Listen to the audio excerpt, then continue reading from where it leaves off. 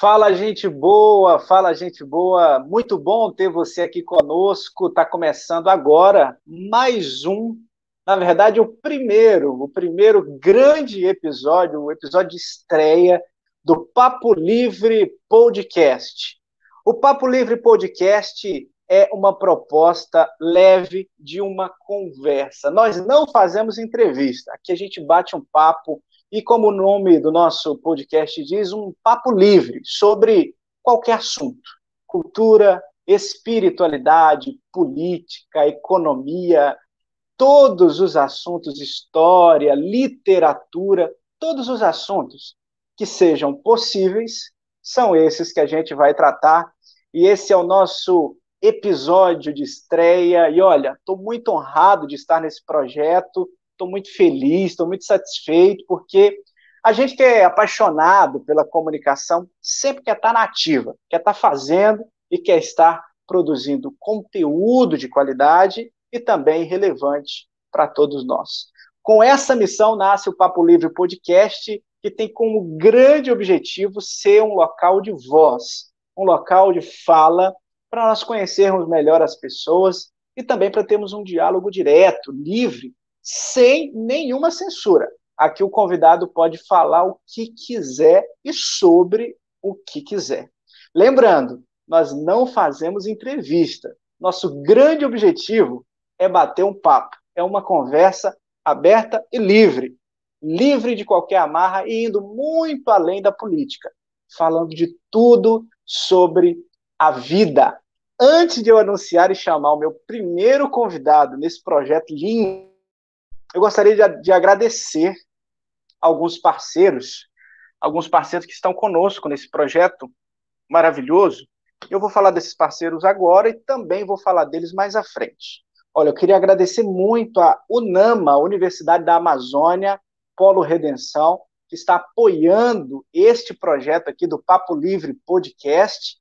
A UNAMA está em Redenção desde agosto, ofertando cursos no seu polo digital. São cursos EAD e realmente tem feito uma grande diferença, pois lá na UNAMA você vai encontrar preços acessíveis e você também vai encontrar flexibilidade. O curso EAD se encaixa na sua rotina. Também gostaria de agradecer a Granja, o Abre Pet.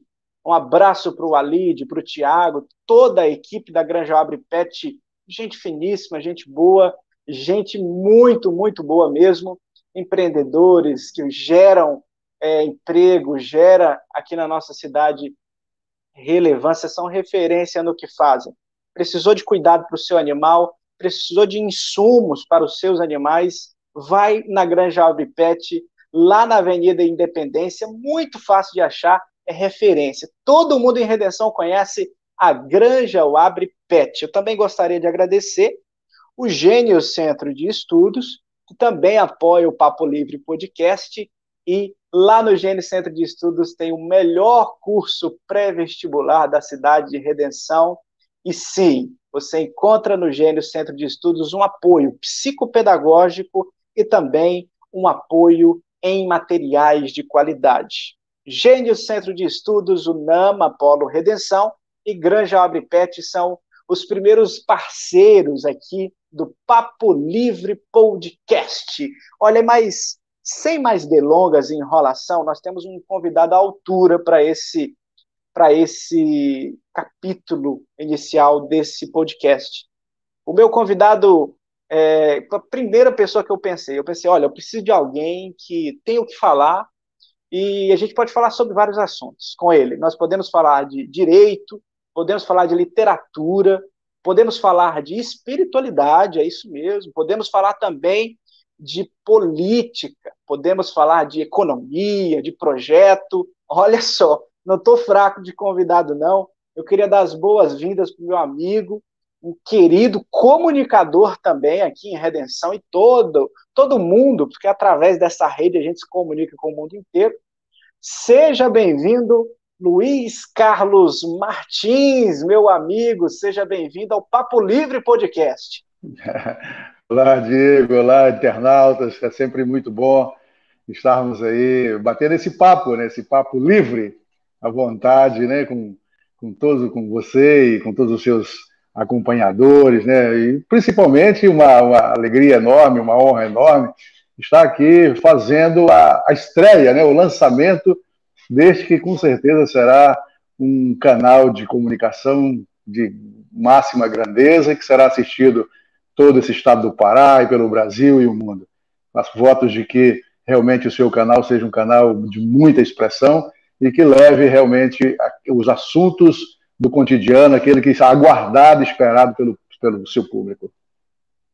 Ô Luiz, muito obrigado por topar, muito obrigado por ser corajoso de topar um projeto inicial.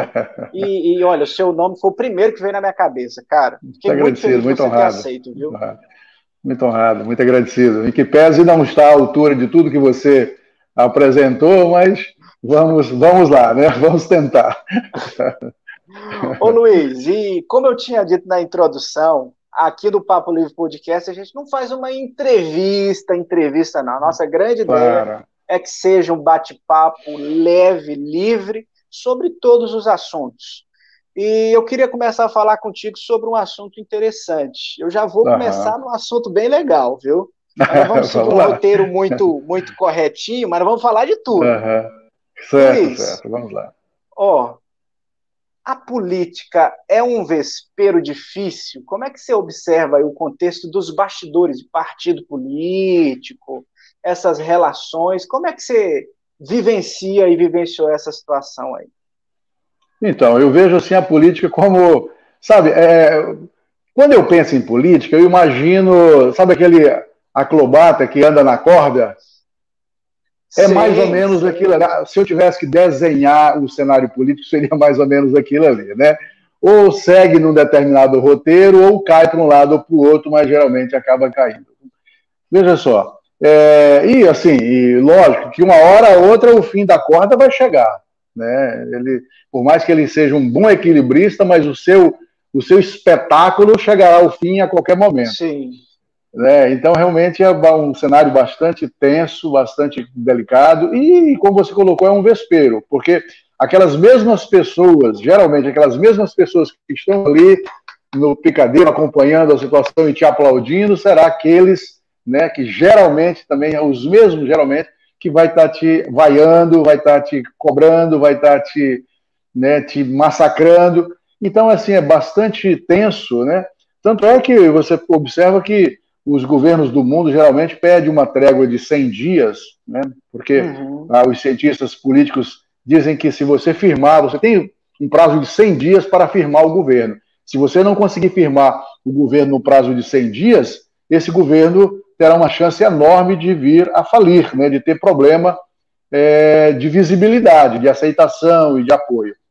Então, você observa que todos os governos que foram fadados ao fracasso, ou que enfrentaram problemas graves, né? Você pode observar não somente no cenário redencense, mas em todo o cenário mundial, aqueles governos que não firmaram, né? Você pode observar que os governos que começaram, tiveram algum tipo de escândalo, antes dos 100 dias, eles não conseguem se firmar mais.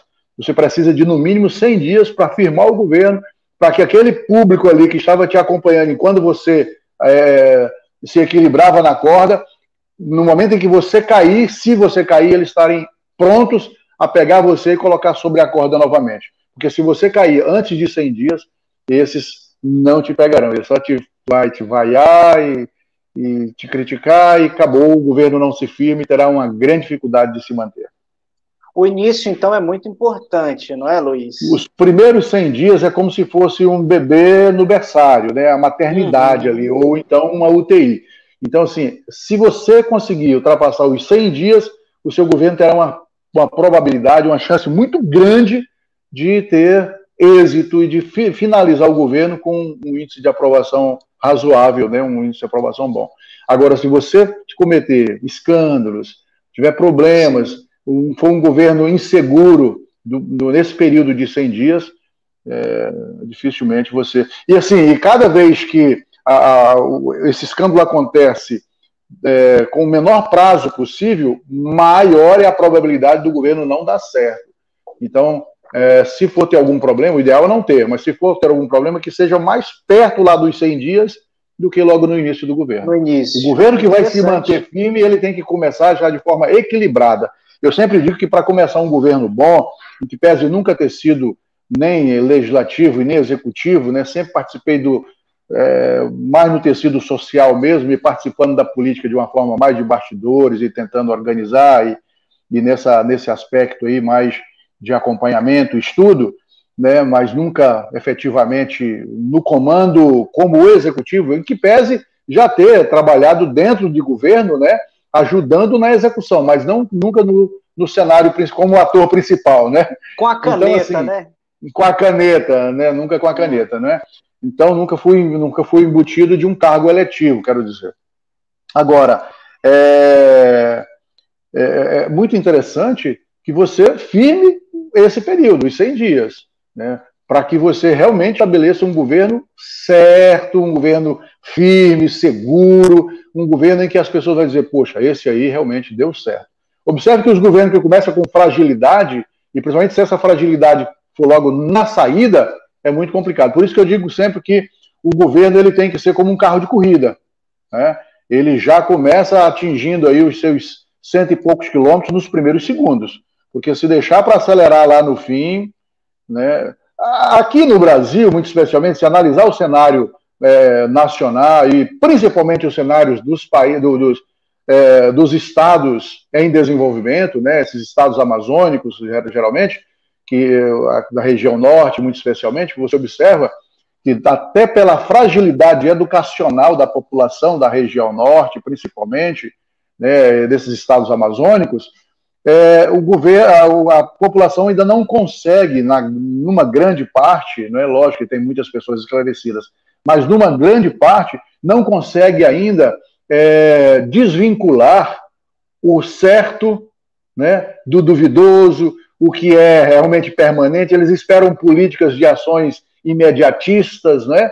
Muitos ainda esperam política de ações imediatistas, né? Do me dá que eu te dou. Então, isso acontece muito. Então, nesses governos, né, aqui na região norte, essas regiões amazônicas aqui especialmente, ainda não temos isso muito firme. Você observa que, às vezes, um determinado político ele mantém o seu governo num descrédito absurdo, e lá próximo das eleições ele começa a praticar obras e tal, espalha obras por toda a cidade, não sei o quê, e consegue eleger o seu sucessor. Sim. Né? Então, veja só, e não somente nas regiões amazônicas, veja o que aconteceu em Niterói, né, no Rio de Janeiro. Veja lá que o prefeito de Niterói, em que pese agora, né, hoje, uma partida da Polícia Federal, ele já ter sido preso, né, por suspeita de desvio de recurso, e agora está tendo essa busca e apreensão por parte da Polícia Federal no Rio de Janeiro, ele conseguiu, mesmo tendo esse histórico ruim, negativo, negro, ele conseguiu eleger o seu sucessor. Olha só como é o cenário ainda de países emergentes, de países de terceiro mundo. Observa que é realmente muito complicado. Mas, e segundo a tua visão, por que eu comecei perguntando sobre essa questão política para você? Porque, para quem não sabe, acho difícil de não saberem, o Luiz tem um canal de comunicação sobre o debate, sobre a questão político, social, né? Muito forte aqui em Redenção e na região, que é a redenção que queremos. Tá? Inclusive, está com a camiseta aí, né? Luiz? E a redenção que queremos tem uma baita audiência, está no debate público há anos, aí eu já participei, inclusive, de uma live de vocês, e assim, sensacional o trabalho, Luiz. Primeira questão, vou te fazer duas. A primeira, qual que é a política tem jeito? E quais seriam os caminhos para esse jeito? Primeira. E a segunda, eu queria que você comentasse sobre esse trabalho da redenção que queremos com a comunicação, com essa comunidade digital e tudo mais. Certo, então veja lá, a política tem jeito. A política é linda, a política é maravilhosa.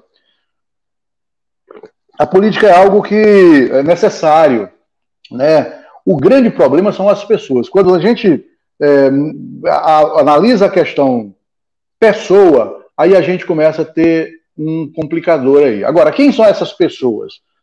Essas pessoas que realmente precisam ter essa mudança, os políticos terem essa mudança de personalidade, obviamente, mas principalmente os eleitores.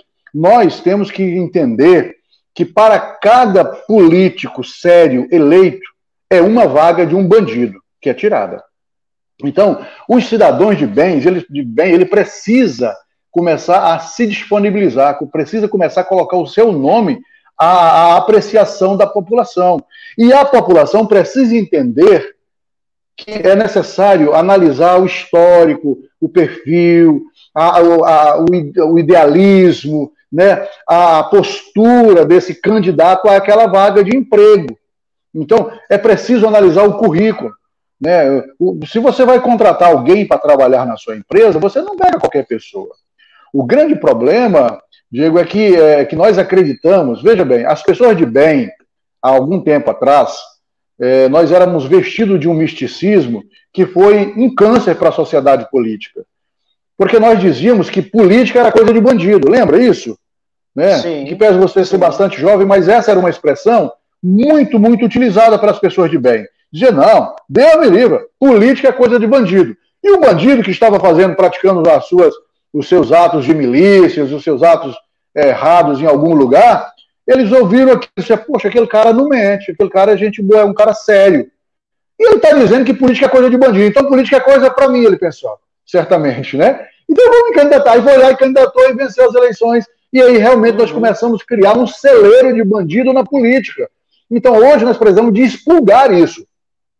Então não basta somente as pessoas de bem colocar o seu nome à apreciação. É preciso que as pessoas, num público de uma forma geral, pelo menos a maioria, o que se espera, saiba entender isso, fazer essa leitura e estar apta a escolher pessoas que se igualam, né?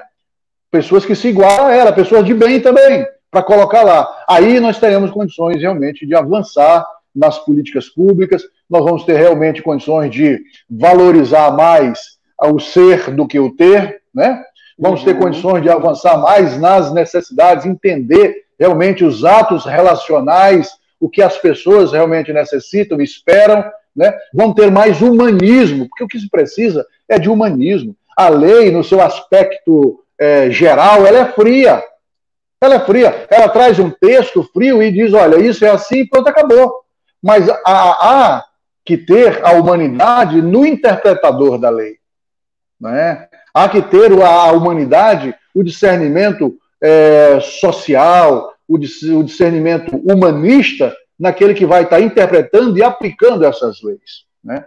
Então é isso que tem que ter. Porque o que está acontecendo é diferente. O cidadão que está lá, numa grande maioria, né, geralmente ele usa a interpretação legal para se lucupletar, né, para o seu próprio interesse e não para o interesse da sociedade.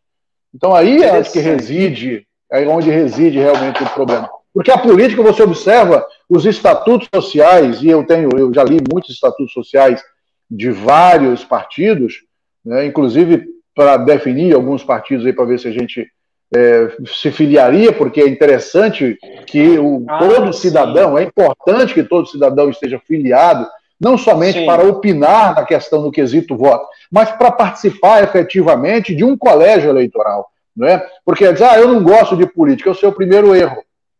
Uma coisa é você estar afiliado, uma coisa é você participar de reuniões políticas, ajudar nas decisões, e outra coisa é você estar disponível a sair candidato. São coisas totalmente distintas. Então, de repente, o que você não quer é ser candidato. Tudo bem, esse é um direito que lhe assiste. Sim, né? Como também participar de núcleos políticos, é um direito que lhe assiste, obviamente. A Constituição, o artigo 5º, diz que você não é obrigado a se filiar, manter-se filiado em nada. Você não é obrigado a nada. Salvo, né, você não tem que fazer nada, salvo aquilo que expressamente é ditado, ordenado por lei. Ao contrário disso, você não é obrigado a nada. Então, quer dizer, você não é obrigado. Mas seria muito bom que todas as pessoas se organizassem politicamente, né? As cooperativas, as associações e etc. Nessa sua caminhada, essa sua peregrinação aí em busca de um partido, estudando as orientações, os estatutos, Você encontrou mais elementos de complicação, de vespeiro, como a gente está tratando esse aspecto, ou não? Você conseguiu se encaixar perfeitamente ali num local? Como é que foi isso? O grande problema justamente é isso, são as pessoas, né? Quando a gente sai do cenário acadêmico, né, do cenário teórico e vai para o cenário prático. O problema são as pessoas. Então, assim, o Estatuto Social rege uma situação bacana, tudo tal, mas muitas vezes quem preside aquele partido, a ideologia dele, a interpretação, por isso que eu disse que a interpretação ela tem que ser uma interpretação humanitária. A interpretação ela tem que ser no sentido de levar aquele conteúdo ao bem da comunidade, ao bem da população. Então, muitos presidentes de partidos, eles pegam essa interpretação jurídica do seu estatuto social e colocam de forma distorcida e aplicam o seu próprio querer. Observe, eu me inscrevi, né, num partido e indicado, apresentado por um grande amigo, apresentado para a nacional desse partido, certo? Para nacional. Correto. Então a nacional entrou em contato comigo, nós se falamos, etc. Eles mandaram, já com a devida apresentação, diga-se de passagem, mandaram que eu falasse com o diretório estadual aqui em Belém, para que eu pudesse me filiar a esse partido e eu seria o presidente municipal desse partido. E eu falei com o diretório estadual. Você chegou aí lá ou foi uma ligação? Ligação, tudo por áudio, tem todo esse material que eu estou falando, está salvo no meu celular. Tá? Então eu posso falar abertamente. Eu posso até falar o partido, mas eu preferia, porque aqui nós não estamos apontando o dedo para ninguém, não tenho. Mas se forem indagado muita coisa, eu falo, até porque comigo não tem problema. Esses áudios, esse material está todo gravado, está tudo salvo no meu celular, tudo, eu só falo aquilo que eu consigo provar. Claro. Então, muito bem. Eu entrei em contato com o presidente estadual, que já havia sido contactado pelo presidente nacional, e me apresentei a ele e disse, não, beleza, vamos abrir o diretório municipal e você será o presidente municipal aí em Redenção do partido. Eu disse, beleza, mandei todo o material, o conteúdo que já tinha, inclusive, mandado para o diretório nacional. Só que aí eu fui e observei que o presidente estadual estava ao lado, tinha tirado uma foto e postado no seu status, ao lado de uma pessoa que eu acredito que não é muito legal, que não soma com a minha imagem. E eu disse, olha, veja bem, tudo bem, eu vou estar aqui como presidente municipal, mas eu vou dizer uma coisa. Nós temos muitos candidatos a prefeito aqui em Redenção, e prefeito apoiado por esse ou por aquela pessoa, eu não ando com essas pessoas. Eu me recuso a andar com pessoas apoiadas por estes candidatos. Tudo bem? Só um momentinho. Então, eu prefiro não apoiar, não andar, certo? Aí o que acontece? Aquilo ali eu acho que pesou muito, né? E eu dormi, suposto presidente municipal do partido, e acordei sem partido. Porque eu fui verdadeiro e peguei uma imagem de uma pessoa que eu acredito que não é pessoa honrada, que eu acredito que não é uma pessoa séria, que eu acredito que é bandido, e falei a verdade, olha, eu não coaduno com isso aqui, eu não concordo com isso, eu não vou andar com pessoas apoiadas por esse tipo de gente. Ô Luiz, inclusive, eu queria te perguntar, dentro desse mesmo assunto aí, tudo dentro desse mesmo assunto, você tinha algum planejamento de ser candidato a prefeito de Redenção ou não? Como é que era isso?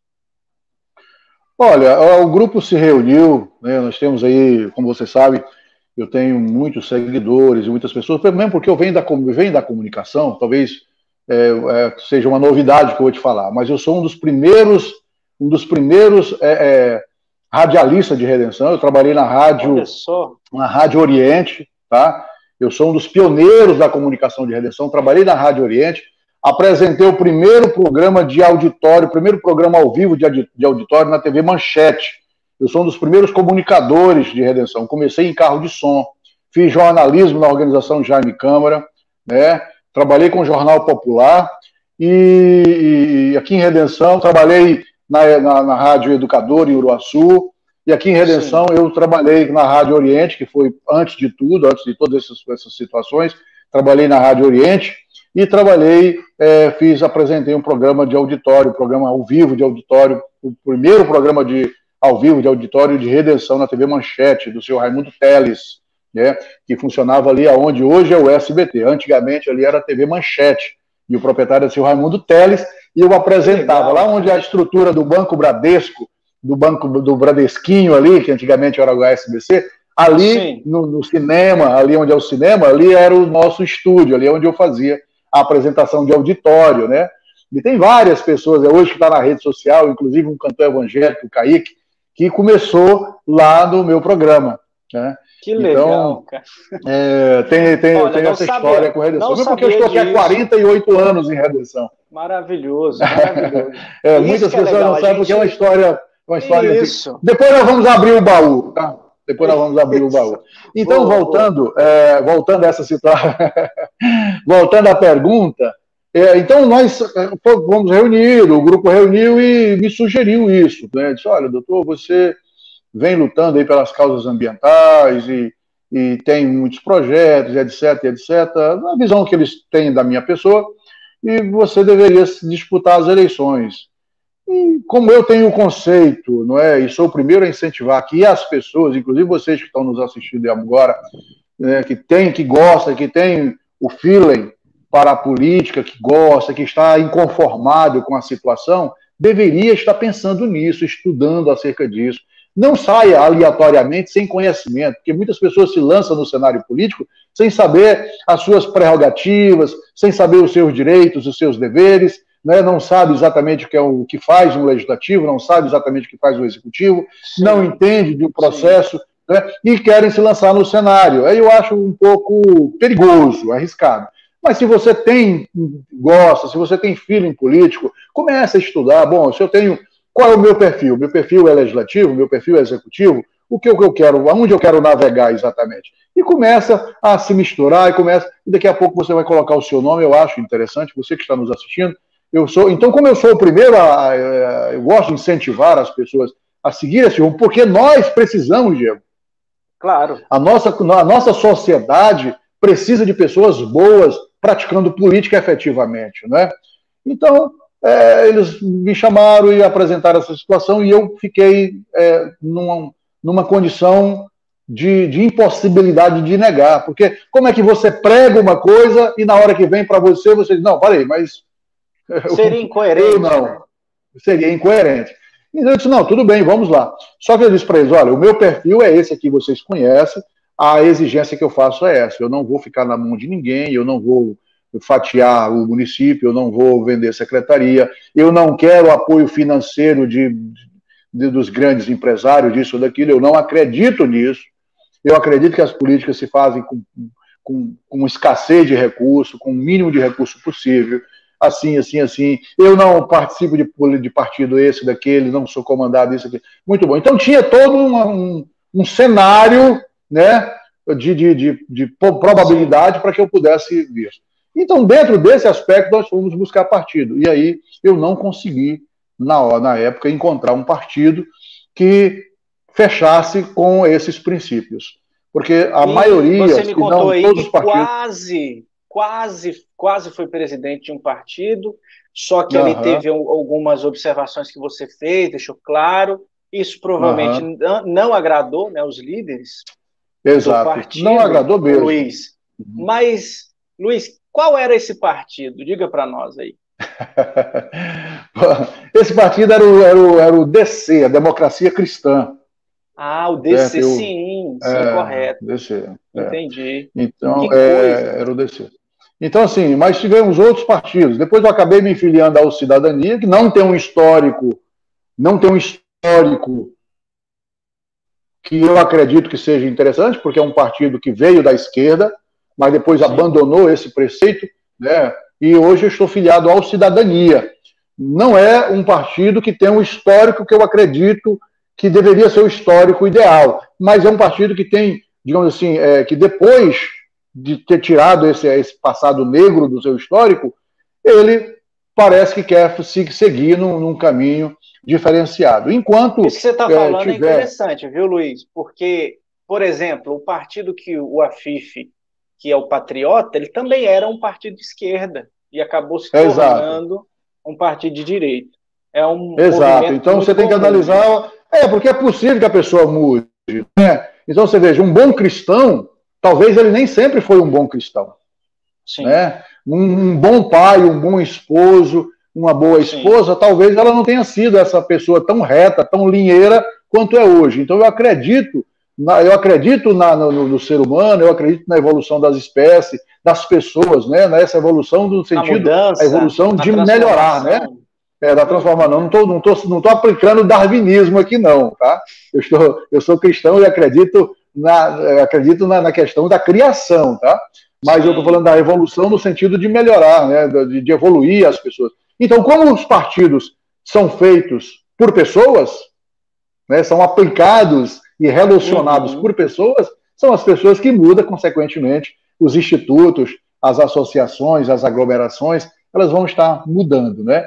Então, eu acredito nessa evolução, como acredito na evolução do Cidadania e de muitos outros, até dos partidos extremos, né?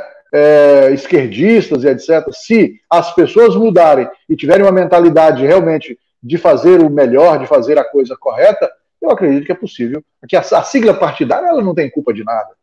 Legal, né? A legal. sigla partidária, a cor do partido não significa nada. Sim. Né? O que faz são as pessoas. Então, nesse aspecto, nós resolvemos lançar o nome, mas aí acabou que não conseguimos localizar, porque os presidentes chegavam, queria secretaria, queria isso, queria aquilo, certos empresários querendo oferecer fábulas de dinheiro e não sei o que e tal, porque fizeram uma pesquisa aí lá nos idos de 2018, início de 2019, e aí meu nome tinha uma expressão muito grande, foi detectado que eu seria um grande candidato, porque não teria rejeição e etc, tinha um histórico bacana. E aí muitas pessoas chegaram e queria investir muito dinheiro e não sei o que e tal. E aí eu falei, poxa, peraí, não é assim, aqui, me perdoe, eu respeito todas as profissões, mas aqui não é um ato de prostituição, não. Claro. Aqui o objetivo é fazer uma campanha, lançar um nome a fim de fazer algo que eu acredito. Ao contrário disso, não serve. E aí acabou que não deu certo. Mas todo esse movimento e envolvimento gerou algum tipo de frustração em você? Como é que você lidou com isso? Olha, acaba gerando uma decepção humana, né? Porque eram pessoas que me ofertavam as coisas, né? Não era uma regra. Né? O pessoal chega para o que acontece? Veja bem, o que é o cenário? Eu já estive no executivo ali, muito próximo, e sei do que eu estou falando. É muito comum, eu não sei se isso em que cidade acontece e em que governo acontece. Eu não estou apontando o dedo para ninguém, quero deixar claro. Mas é muito comum nas administrações públicas, muito especialmente para o executivo, né, isso tanto municipal quanto estadual, eu não sei na esfera federal, mas deve acontecer em escala muito maior, mas é muito comum o retorno. Tá? Então as pessoas chegam e dizem assim, olha, faça isso que eu te dou um retorno de 10%, um retorno de 5%, como se fosse algo legal. Mas isso, gente, em que pese ser um hábito, mas é um hábito de bandido, é um hábito de ladrões, é um hábito de quadrilheiros. Não é? Então esse hábito, nós não podemos assumir esse hábito para nós. Imaginar que esse hábito é um hábito saudável. Então as pessoas chegavam dizendo, não, parei, mas é comum, é normal. Nós vamos te apoiar, mas nós queremos a secretaria tal. Nós vamos te apoiar, vamos fazer aquilo, mas queremos isso, queremos que facilite a licitação. Né? Chegou um cidadão que queria me oferecer o apoio, né? Queria me dar R$40 mil por mês na localização idos de 2018, início de 2019, e queria a licitação de medicamento. Eu disse, poxa, né, é algo que se eu tivesse condições ali de provar, ele sairia preso aqui da minha casa. Sim, né? sim. Então, quer dizer, veja como é que é a situação. Como é que é o sistema, né? Como é que é o sistema. Então, assim, você vê que não é comum que as pessoas venham e deletem o sistema.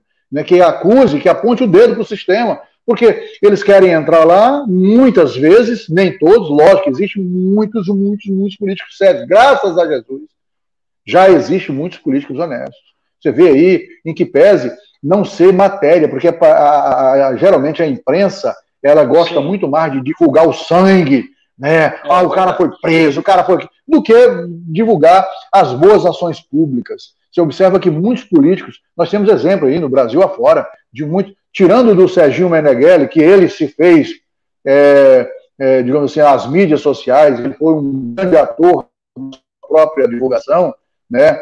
E o pessoal começou, e caiu na graça, o pessoal começou a divulgar e tal, e coisa, mas mesmo assim, ele tem problemas jurídicos lá, eu não sei como é isso aí, inclusive ficou bastante frustrado, porque ao que nos aparenta ser, é uma pessoa séria, uma pessoa honesta, uma pessoa de direita, né, uma pessoa do bem. Né? A gestão pública ela é muito delicada. Então, tirando né? ele... um erro contábil acarreta um grande problema para o gestor, né? Que é outra coisa que nós deveríamos abordar, Diego. Você sabe por quê? Porque nem todos que respondem a um processo é culpado. Uma coisa é você responder a um processo. Sim. A outra coisa é você ter uma sentença transitada, uma sentença condenatória transitada em julgado. Aí sim você realmente é culpado. Porque às vezes há um erro contábil, igual você colocou, às vezes há um recurso que foi mal aplicado, né, ou uma prestação de conta que deixou feita, alguma coisa que aconteceu, e aí o cara é suspeito de desvio de 10 milhões de reais. Aí, a cabeça daquela pessoa ali que não está preparada politicamente, por isso que eu disse que, olha, é muito importante você estudar, é muito importante você conhecer de política, né? Aí, aquela pessoa, às vezes, que não teve esse cuidado, esse zelo, mas que prefere muito mais falar do que ouvir, e que prefere muito mais acusar do que perceber, do que ser um moderador, ele vai dizer, o fulano e tal roubou, e diz logo roubou. Né? Não é mais nem desviou, não, né? É como se né? Roubou 10 milhões. E não é bem assim. Às vezes, aí quando aquilo ali é resolvido, que aquilo ali é solucionado, a mídia não traz a mesma divulgação para dizer, opa, para aí, aquele cara que aparentemente tinha desviado 10 milhões é inocente. Tá? Aquilo lá foi um erro contábil. Aquilo lá foi isso. Não traz mais. Queimou o cara, matou o cara, triturou o cara e deixou na vala do demônio. Certo? Então, um grande problema é a falta da humanidade. Então, nós precisamos de ter mais humanidade, na verdade, em todos os aspectos. Não somente no aspecto político, mas nos aspectos televisivos, né, jornalísticos, nos aspectos de observação, né, daquelas pessoas que não estão no cenário político eletivo ali concorrendo, mas que são participantes desse teatro aí, desse cenário político, né, apenas como eleitores, e que começa a julgar e apontar o dedo. Esse mesmo que disse que o cara roubou 10 milhões, ele não volta lá para falar para o seu compadre, para sua comadre, só, olha, me perdoe. Eu falei que o fulano tinha roubado 10 milhões, mas na verdade não foi bem assim. Entendi. Eu assisti a matéria e na verdade ele é inocente e foi detectado. Ele não volta para falar isso. Correto, ele massacrou, judiou e depois tchau. E aí a pessoa Luiz, sozinha assume o passivo. E dentro desse assunto ainda político, nós vamos fazer uma guinada na conversa daqui a pouquinho. Luiz, existia um bastidor político, não sei se é verdade ou é mentira, e queria que você esclarecesse isso, de que se o William do Potência não tivesse sido escolhido candidato pelo MDB, o seu nome seria candidato pelo Cidadania. Existiu essa conversa ou isso é mais um conto dos bastidores? O Cidadania, e eu respeito muito isso, o Cidadania tinha um compromisso com o William e honrou, eu até arrepio, porque isso é raro. Isso é raro que eu estou te falando. O Cidadania tinha um compromisso com o William e honrou isso até o fim. Mesmo o William saindo candidato pelo MDB. O Cidadania honrou isso até o fim. E eu achei, não fosse a barra, não, mesmo porque não tem... Eu acredito nos preceitos bíblicos e eu acredito que nada deve ser forçado, né? O próprio Jesus, que é o dono e o criador de todas as coisas, diz que eis que estou à porta e bato. Se você abrir, eu entrarei e cearei contigo. Então não sou eu, apenas um servo, que vou abrir a porta de algum lugar metendo o pé. de forma alguma, e nem entro pela janela. Então, se o meu Criador, o meu Salvador, aquilo que eu me espelho verdadeiramente, diz que está à porta da minha casa, a porta da sua casa, a porta do meu coração e a porta do seu coração batendo, e se eu ou você abrir, ele vai entrar, não sou eu que vou arrebentar. Então, eu quero inclusive, aqui prestar de forma honrosa, a minha solidariedade, a minha homenagem à cidadania, por ter cumprido, honrado um compromisso que fez lá atrás, certo? E que foi fiel a esse compromisso até o fim, né? Eu entendo até que o William cometeu um grande erro, porque eu penso que se o William tivesse permanecido no Cidadania, ele teria sido eleito, certo? Porque tinha muitas pessoas que iriam apoiar, inclusive eu. Correto. Porque eu gosto do William, sou amigo do William, gosto do William, meu amigo, de tomar açaí aqui em casa, eu tomar açaí na casa dele, meu amigo. Gosto do William sem reservas. O William é meu amigo, gosto dele. Sim. Mas eu fui impedido de apoiá-lo publicamente porque ele estava no MDB. E eu tenho algum problema contra a sigla MDB? Não, a sigla não tem culpa de nada, mas os conduzentes desta sigla, eu não acredito neles. Sim. Entende? Não acredito. Mas existiu algum momento esse comentário que eu fiz aqui nos bastidores? Não. Houve alguma coisa assim, olha, se por acaso nós não tivéssemos o compromisso com o William, você seria o cara. E eu disse, entendi. Parabéns. É isso mesmo. Sigam com o William é um cara bom, certo? O William é um cara bom. Siga com o William. Então, não tinha esse interesse do partido, não tinha esse interesse meu, certo? Mesmo porque seria algo... Não tinha esse interesse, certo? Então, legal. Que eu não acuso, que eu não aponto o dedo, é o Cidadania. O Cidadania foi sério, foi direito, mesmo porque é dirigido por pessoas de alta seriedade, né, cara? Você vê que o Riba... o cara fina demais. Um cara íntegro, um cara sério, né, cara? Gente boa. Então é o presidente municipal. Luiz, não, beleza pura. Luiz, eu queria que você falasse para o pessoal que está nos assistindo aqui também um pouco sobre da onde vem o Luiz Carlos, né? Qual é a sua linhagem. Você falou para mim um tempo atrás sobre a questão das gerações da sua família que estão em redenção. Fala um pouquinho para nós desse início ali, da sua infância, como é que foi sua formação, aonde você trabalhou e tal. Fala para a gente sobre isso. Uhum. Certo. Bom, veja bem, eu venho de uma família muito pobre, muito humilde e de origem...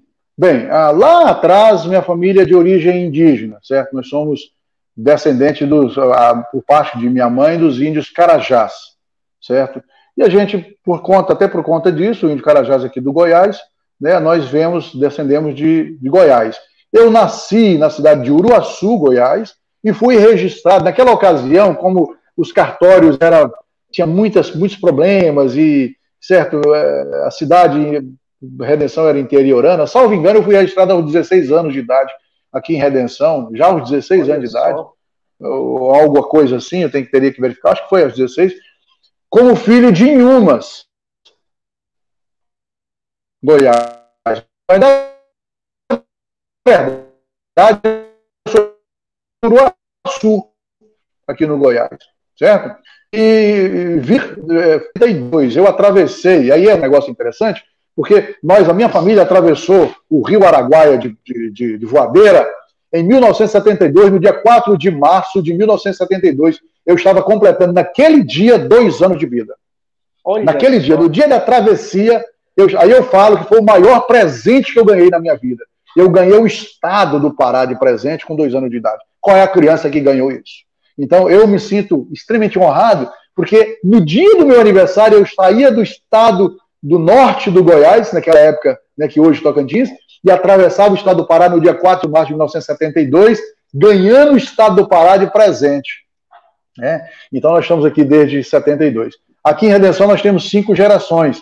Então, a minha avó, né, que foi enterrada aqui no cemitério, esse cemitério grande, né, a minha mãe, eu, né, meus irmãos, etc., os meus filhos e netos. Então nós temos 5 gerações aqui em Redenção. E temos um número enorme de parentes. Aqui, a minha mãe conheceu o meu pai de criação, né? O meu pai biológico mora em Uruaçu, é vivo até hoje, e conheceu aquele que eu conheceria como pai, porque eu tinha 2 anos de idade, e eu cresci entendendo que ele era meu pai, que eu o pudesse. Né? Então, eu cresci, eu vou uma ligação aqui, eu tive que fechar, entendi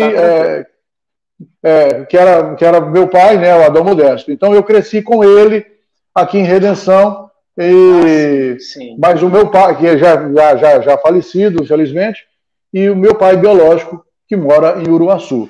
Então eu venho de uma família assim, uma família simples, depois aí aqui eu desenvolvi todos os meus conhecimentos. Então, assim, na verdade, eu sou 99,9% paraense redencense, né? Porque foi aqui que eu aprendi foi aqui que eu aprendi a caminhar de verdade, foi aqui que eu aprendi tudo, foi aqui que eu conquistei as poucas coisas que tenho, onde eu estabeleci família, vínculos e etc. Então, quando me perguntam, e eu já levei a bandeira de redenção, a bandeira do Pará, eu fiz conferências no Brasil inteiro e estive em alguns países do mundo, e eu levei a bandeira do Pará, a bandeira de redenção, para todos os lugares que fui apresentando. Quando ia fazer algum... porque além de advogado e outras coisinhas mais, eu também fui conferencista, né? Eu fiz conferência, seminário, palestras no Brasil inteiro, inclusive no Paraná, aquela parte do sul ali toda. E aí as pessoas viam a bandeirinha de redenção, a bandeira do Pará, e não sabiam. Diziam, de onde é isso? Muitas vezes, né? Dizendo, não, isso aqui é do Pará e aqui é de redenção. Sim, redenção? Sim. Ah, no Pará, lá ainda anda onça no meio da cidade e tal. Não anda não. Então, é com muito prazer que eu levei, inclusive, a bandeira do nosso Pará, a bandeira da nossa cidade, inclusive para a China, né? Quando eu fui participar de seminário que abria a nossa conversação, aí ali passando, toda aquela região ali do Catar, China, e andamos ali por muitos dias, né? E outros que a gente já teve a visita, levando a bandeira do nosso estado, a bandeira da nossa cidade, que é aquela que eu tenho orgulho de dizer, quando alguém me pergunta de onde você é, eu digo, eu sou de... Que até me emocionou.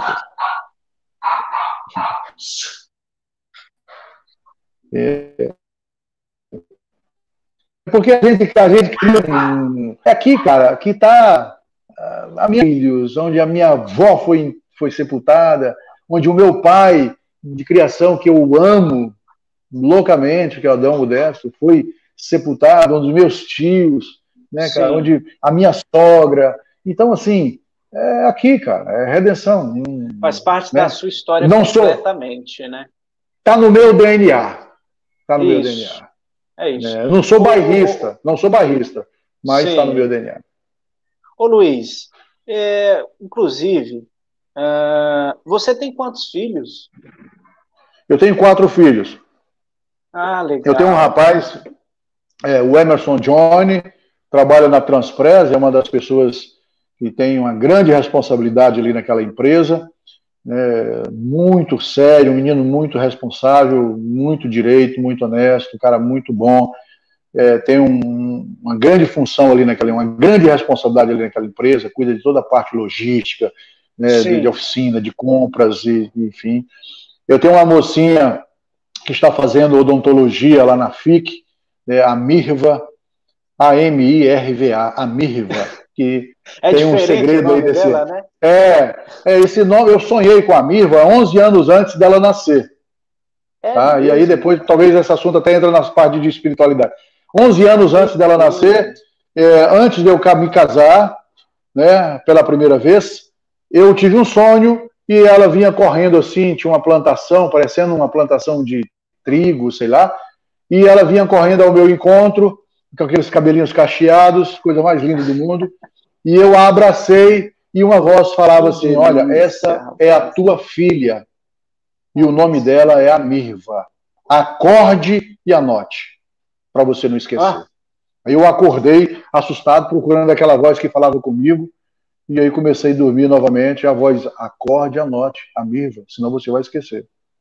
Aí eu acordava novamente, eu com jovem demais, aquele sono me roubava a memória, e eu queria dormir, e aí pela terceira vez eu comecei a cochilar, dormir novamente, aquela voz aí foi um pouquinho mais, que era muito suave, muito agradável, mas ela foi um pouquinho mais enérgica e disse assim, você não pode esquecer, acorde e anote a Mirva. Olha só. Aí foi bastante incisiva, eu tenho essa escrita até hoje, e aí, como eu tinha muitas ideias e ultimamente, assim, sempre tive uma mente um pouco criativa, eu inventei várias coisas, que nunca foi publicada nenhuma das coisas, sabe? Mas eu também tenho esse lado de inventor. E aí eu sempre durmo com um papel e um bloco de notas e uma caneta, um lápis perto de mim. E nessa ocasião eu estava com o lápis.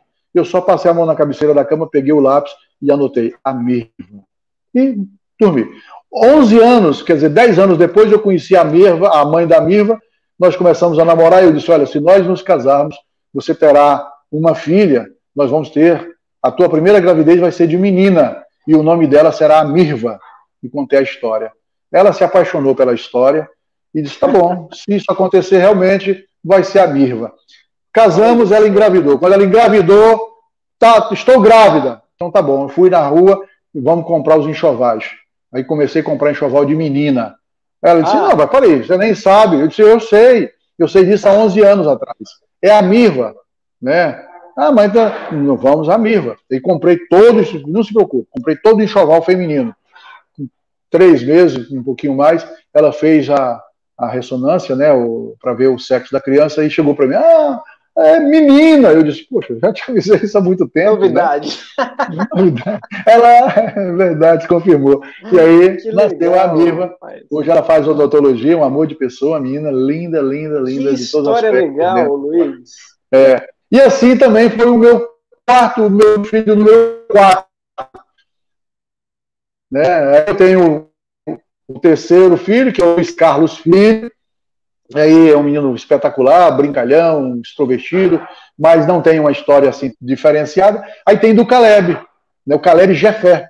Aí foi um sonho também que eu tive, mesmo muito parecido, a criança corria para mim, me apresentava, e a voz dizia, esse é o teu filho, Jefé. Não falou Caleb, só Jefé. Olha esse é o teu filho, Jefé. Eu acordei e disse para minha esposa, meu bem, você vai engravidar. E vai ser um menino. E o nome dele será Jefé. E nós sonhávamos em ter uma mocinha ou um rapaz. Se fosse uma moça, o nome seria Esther. E se fosse um rapaz, seria Caleb. Eu disse para ela, olha, eu não posso colocar o nome de Caleb, salvo se Deus autorizar. Então, vamos fazer o seguinte, vamos fazer um propósito, vamos pedir a Deus se ele autoriza. Se ele não tiver nada contra, ele fique quieto e emudece, né? E não nos responde. E se ele quiser que seja só Jefé, eu esqueço esse negócio de Caleb e a gente coloca só Jefé. Se ele não se manifestar, a gente coloca Caleb e Jefé. Uma porque você e eu materialmente queremos, e outra porque ele escolheu o nome Jefé. E vamos colocar os dois, em homenagem às duas situações. Fizemos uma campanha de oração, né, passaram-se o tempo, Deus não se posicionou em sonho, nem em mensagem, nem nada. E aí nasceu, ela engravidou, nasceu o menino, homem, foi para Goiânia, quando ela ficou a mesma coisa, sem saber, como falei, vamos comprar os enxovais. Eu disse, meu filho, que não é um outro? Eu disse, não, é esse é o Caleb Jefé. E vamos comprar enxoval para menino. Aí fez o exame, é menino mesmo. Nasceu o Caleb Jefé, que hoje, graças a Deus, está aqui, um amor de pessoa, do coração, do tamanho dessa cidade, extremamente compreensivo, diferenciado. Impressionante, cara. E Jefé tem algum significado, Luiz? Procurei para todos os lados, não tem. Na Bíblia temos Jefté e temos Jafé, né? Mas Jefé não existe. Não localizei ninguém. Que coisa. A Mirva, legal. Pesquisei na internet, no YouTube, para todo lado, não encontrei nenhuma a Mirva. Não tem. Inclusive, eu fui professor dela. Nomes eu fui professor da Mirva há alguns anos. Da Mirva, né? Foi, Ah, foi. então você sabe de quem eu estou falando, essa pecinha rara. Sei sim, sei sim. Então é Ô isso. Luiz, mas Eu sou sim. eu, minha esposa Marcília Kelly, nascida no Pará, lá em Castanhal, né? E hoje, há 15 anos, estamos juntos, casados, graças a Deus, e apaixonada por essa cidade, por essa gente. Que coisa boa, que delícia. Muito legal. Ô Luiz, eu acho que a gente precisa falar também sobre um ponto que tem sua delicadeza, como todos os assuntos da vida, mas aqui o papo é livre. Vou te fazer a pergunta e você vai Claro, responder se claro. quiser. Certo? Como é que Vamos lá. foi a sua relação de vida e história com o ex-prefeito, o prefeito, falecido prefeito, finado prefeito Iavé, e como é que foi a perda dele para você, que eu sei que vocês tinham uma relação, e me exponha isso aí para nós, se for de seu interesse. O Iavé para mim, ele representou uma figura paterna, né? Representou uma figura paterna. Eu era um cara que tinha poucas perspectivas financeiras, poucas perspectivas, inclusive de trabalho. Como eu disse para você, eu vim de uma família muito pobre, muito humilde, né? E minha mãe, aí uma imigrante aí do Goiás, chegando aqui no estado do Pará, sem perspectiva financeira nenhuma, muito. E, e meu pai, assim, de criação, Adão Modesto também, era um madeireiro, sabe, com apenas um conjunto de roupa, pode-se dizer, lenhando aí com extrema dificuldade, né, tirando madeira com extrema dificuldade. Então, assim, eu venho dessa origem. E com muita dificuldade, a cidade também não oferecia grandes perspectivas, porque tinha poucas empresas, Uhum, etc. E eu, com toda essa dificuldade, eu era uma pessoa com poucas perspectivas financeira e de trabalho, etc. E o Iavé foi o cara que me oportunizou um trabalho. Lógico que eu devolvi para ele, né, aquilo sim. que o trabalho que ele ofereceu, o trabalho, eu devolvi para ele em resultados, né? E juntos nós fizemos grandes coisas e fizemos uma amizade extraordinária, talvez a maior amizade que eu construí na minha vida.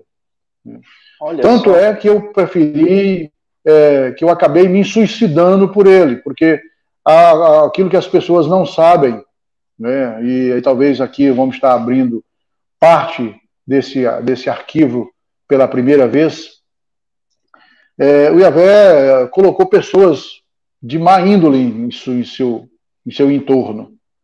Né? E ele, Iavé, era um cara do coração muito grande, era um cara espetacular, sabe? Muito, muito, muito bom. Então, ele não conseguia entender e perceber que aquelas pessoas eram câncer, que aquelas pessoas eram malignas. E aquelas pessoas estavam levando ele para o buraco. E eu percebi que aquilo estava acontecendo e comecei a me posicionar contra essas pessoas. Jamais contra o Yahvé, mas contra essas pessoas. Né? E Contextualizando, para percebia. quem não sabe, Luiz, você tinha um cargo, explica para as pessoas.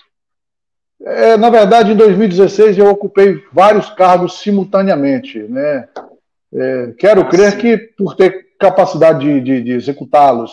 Então, em 2016, eu respondia pela Procuradoria-Geral do município, eu estava como Procurador-Geral do município, eu assumia a metade da administração, da Secretaria de Administração, eu estava como secretário de governo do município, eu resolvia os problemas do gabinete do prefeito e eu era o coordenador geral da campanha. Então eu tinha 4 pastas no município, porque eu acreditava que nós tínhamos condições de causar uma economicidade, tínhamos condições de economizar, não precisar de tanta mão de obra, a gente conseguia, eu Uhum. acredito, e consegui resolver isso. Né? Claro que eu almoçava às 5 horas da tarde e jantava às 11 horas da noite. Né? Tive 2 desmaios, tive um infarto sem ter problema de coração. Tive que fazer Meu cateterismo. Deus. Foi um excesso de trabalho e excesso de estresse que eu não recomendo para ninguém. Mas naquele momento, para colocar o município no eixo, era necessário, em 2016. Né? Você era o braço E direito ali na gestão, né? sim, sim, sim, com certeza. Porque, na verdade, eu queria protegê-lo, como se protege um pai, como se protege alguém que você verdadeiramente ama, né? Então, o meu objetivo era protegê-lo e não deixar que aquilo ali acontecesse, né, de forma escusa e de qualquer jeito. Ao contrário de algumas pessoas que estavam em volta dele, ali no entorno, que queria que, assim, quanto pior, melhor, né? Quanto pior, melhor. Então, aí eu comecei a observar isso e comecei a mostrar para ele isso, mostrar e dar nome aos bois, olha, tá aqui, aqui, aqui, tá. Mas ele se negava a acreditar naquilo, se negava a perceber aquilo, não sei, né? E aquilo começou a se agravar, eu comecei a observar que aquilo ia dar um problema muito grave no futuro. E eu estava muito próximo daquilo. E ele não enxergava aquilo. Eu comecei a mostrar e mostrei provas e muitas coisas que podia. Eu peguei testemunhos de prefeitos de outras cidades, que uma determinada pessoa tinha passado por aquela cidade e deixado um problema gravíssimo, uma das pessoas que era da confiança dele, tinha deixado problemas gravíssimos em outros municípios. E eu, com a autorização do prefeito daquelas cidades, eu gravei, com a autorização dele, eu gravei, prefeito, posso? Ó, estou gravando para mostrar para o meu prefeito aqui. Posso gravar? Pode. Eu tenho esses áudios ainda até hoje gravados. E eu gravei esses áudios e mostrei para ele. E ele não queria desagradar ninguém, não queria tá. E eu percebi que não dava para continuar. Então, sendo assim, eu me ausentei do governo. Né? Eu me ausentei do governo, passado poucos dias, aí negócio de, sei lá, 20, 30 dias, não sei, 40, não sei a quantidade exata, teve aquela ação da DECA na Secretaria de Obras, e aí a coisa começou a desmantelar, e em que pese aquela situação ser fruto do governo anterior, né? Mas houve problemas, e começaram a haver processos, e mais processos, e aí bens bloqueados, e não sei o que, não sei o que. Uma certa feita ele me chamou e disse, rapaz, você cantou a bola para mim, você disse que realmente muitos problemas iam acontecer, estão acontecendo, e nós tivemos uma conversa bacana. Houve esse diálogo, né? Houve esse diálogo, tudo, mas até tentei ainda retornar através de um contrato de prestação de serviço que fiz, mas aí acabou que realmente as coisas permaneciam muito, muito ruim, muito complicada, e eu acabei me distanciando. Mas o Iavé, para mim, era uma pessoa, pela morte dele, eu não consegui ficar no ar, eu desliguei meu telefone, saí, fiquei 30 dias sem ligar meu telefone, entendeu? Senti como se sente a perca de um irmão, de uma pessoa, né, que fez parte da minha vida, né? O Iavé nunca para mim vai ser passado. Né? O Iavé para mim, ao contrário de que as pessoas ficam utilizando aí de forma política e lançando e tal e não sei o quê, não, o Iavé está no meu coração, vai permanecer, né? Eu não caminhava mais politicamente com ele. Não caminhava mais, não por ele, mas pelas pessoas que estavam do lado. Eu não caminhava mais politicamente com ele. Mas o Iavé nunca deixou de ter o meu carinho, nunca deixou de ter o meu respeito, nunca deixou de ter a minha amizade, nunca deixou de ter, né, a minha gratidão, nunca deixou de ter a minha gratidão. Né? Eu só não podia mais caminhar com ele. Porque uma coisa é o seguinte, se afastar de uma pessoa, às vezes não está no seu poder de decisão. Sim. Se manter perto de uma pessoa também às vezes não está no seu poder de decisão, né? Mas é aquilo que você pensa, puxa, o que é certo, né? Eu preciso fazer alguma coisa em prol da minha família, em prol da minha pessoa, em prol de uma série de situações. E aí você tenta salvar aquele amigo, tenta tirar aquele amigo daquele cenário, tenta por tudo, e ele não sai, você, poxa, então eu vou me suicidar. Foi o que eu fiz, eu me suicidei politicamente, digamos assim, né? Eu me suicidei administrativamente. Eu abri mão de um cargo, de um trabalho, porque eu podia chegar para o Iavé e dizer, agora eu quero ser secretário de tal coisa. Ele me colocaria. Uhum. Né? Então eu abri mão de um cargo que eu permanecesse como procurador-geral, porque é onde eu realmente tenho muita paixão pela parte do direito. Né? Então, secretário, é procurador-geral do município, não é um carguinho. Né? E um salário razoável, um secretário ganha 10 mil reais, né? Sim. E eu ainda atendi o Iavé particularmente, e do salário dele ele me repassava mais alguma quantidade do que ele ganhava como prefeito, ele me passava uma parte para que eu pudesse auxiliá-lo, inclusive aos domingos. Então, eu abri mão de um bom salário e abri mão de um grande cargo. E o que mais doía é que eu abri mão de um grande amigo. Né? E não somente de um grande amigo, mas da família, porque os filhos do Iavé eu cresci, os meninos cresceram, poxa, eu carreguei aqueles meninos no braço. A dona Vilma, que é a esposa do Iavé, para mim eu sou apaixonado pela dona Vilma, não como, obviamente, como mulher, mas como como, sabe, uma pessoa que tem um papel para mim que eu não sei nem falar o quê. Entendeu? É uma pessoa referência ali, né? É uma referência, é uma pessoa extremamente séria, muito honesta, muito direita, muito prudente. Ela é nervosa, é assim tal, mas aquilo ali é só aparente. Ela tem um coração do tamanho dessa cidade, dona Vilma. Então, aquilo para mim foi, para você ter uma ideia, essa questão de eu ter saído do governo, dessa situação, sim, e ter rompido, de certa forma, o relacionamento, porque eu acreditava, eu acho que o Iavé também acreditava nisso, inclusive ele deu entrevista para o Alexandre, falando a respeito disso, que quando passasse as políticas a gente sentaria e resolveria, sim, isso. Me lembro. Meu Deus.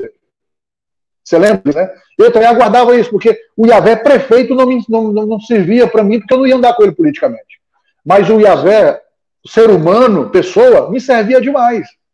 Então eu também aguardava ansioso passar esse cenário político para a gente sentar e voltar a ter um bom relacionamento como pessoa, sim, certo? Porque a gente que tem personalidade, a gente não deixa se influenciar por nada, né? Um pai, uma mãe, um irmão não pode te influenciar, não pode me influenciar, né?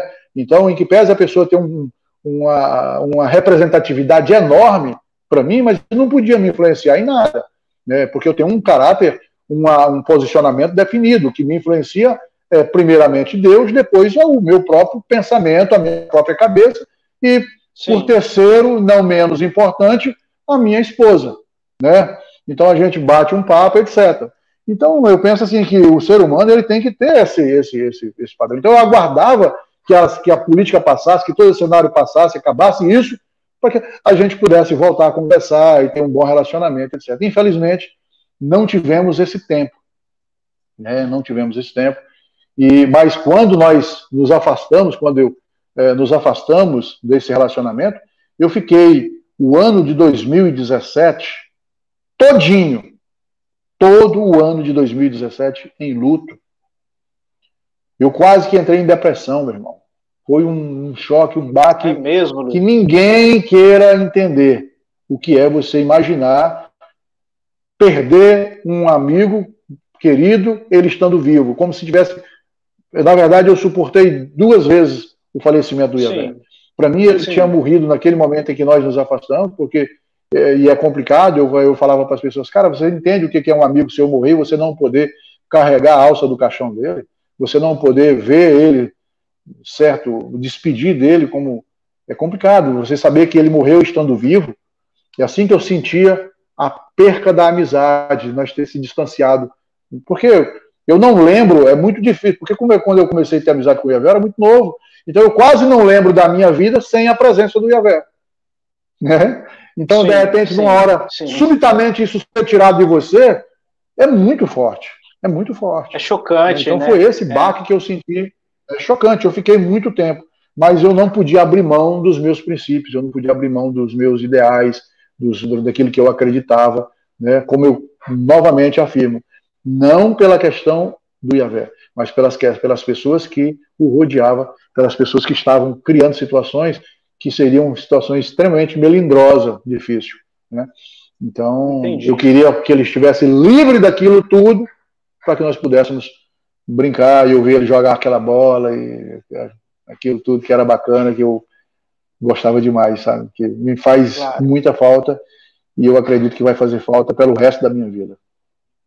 É verdade, é verdade. É isso. Legal você falar sobre isso de maneira muito aberta, Luiz, e até porque eu creio que é interessante, essa é a nossa proposta, né? Essa é a nossa proposta, que o papo seja livre, franco e sem nenhuma amarra ou algum tipo de armadilha.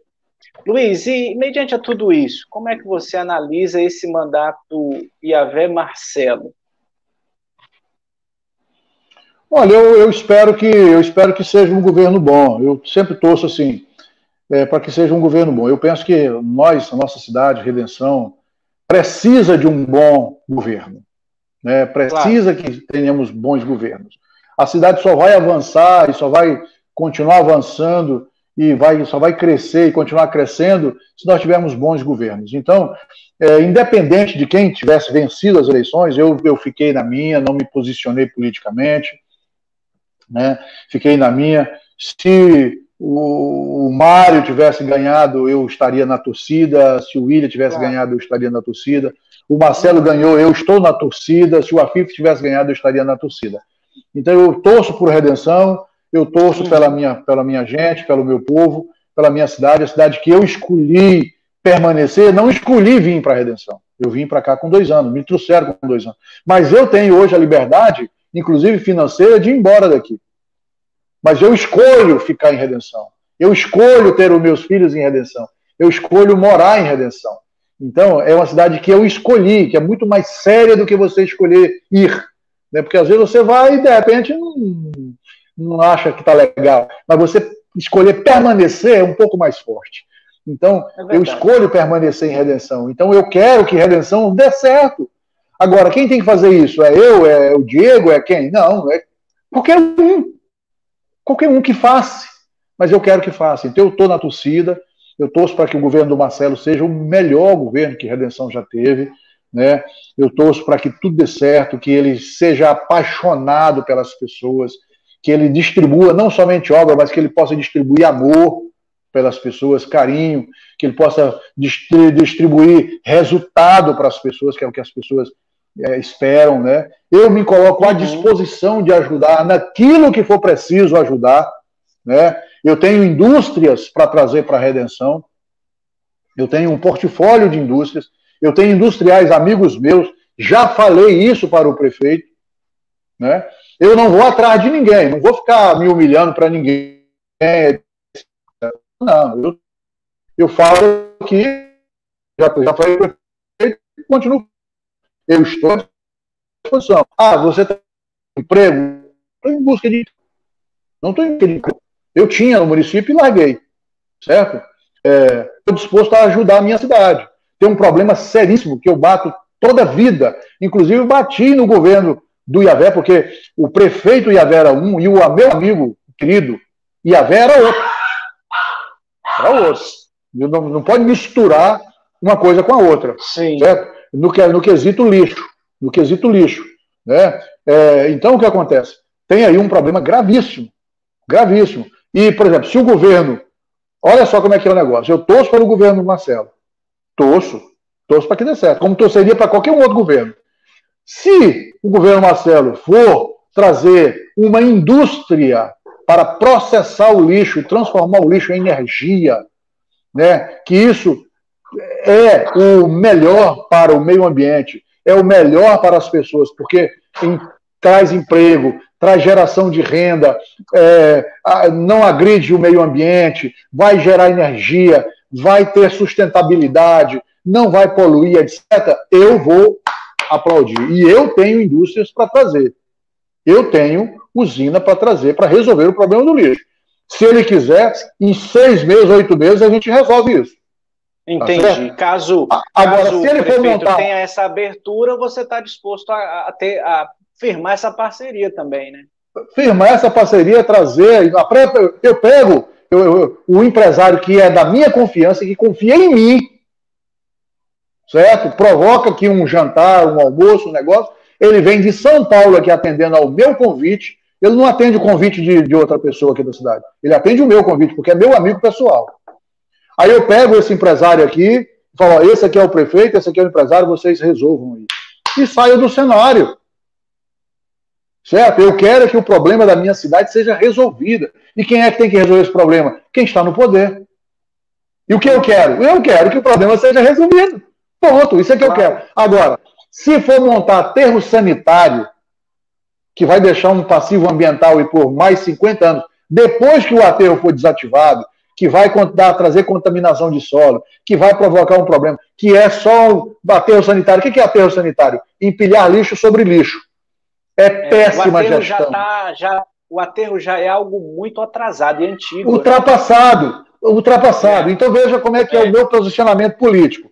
Se o prefeito quiser trazer indústria, a indústria que eu vou apresentar, a indústria que ele quer, o que for, mas se for indústria para resolver verdadeiramente o problema de lixo, eu vou bater palma, independente de que indústria. Eu vou fazer um programa, vou trazer, vou homenageá-lo, vou parabenizá-lo, vou dar todas as honras para ele. Agora, se for montar lixão, ou se for montar aterro sanitário, ou deixar o lixão como está, eu vou continuar batendo. Então, na minha cabeça, ninguém coloca chapéu. Entende? Entendi. Então, os calinhos do meu pé, eu que controlo o sapato que eu uso. Não é ninguém que vai controlar. Certo? Então, eu não vou baixar a cabeça. Para quem não conhece, esse é o Luiz Carlos. É um cara de personalidade. É isso aí. Marca sempre o espaço, né, Luiz?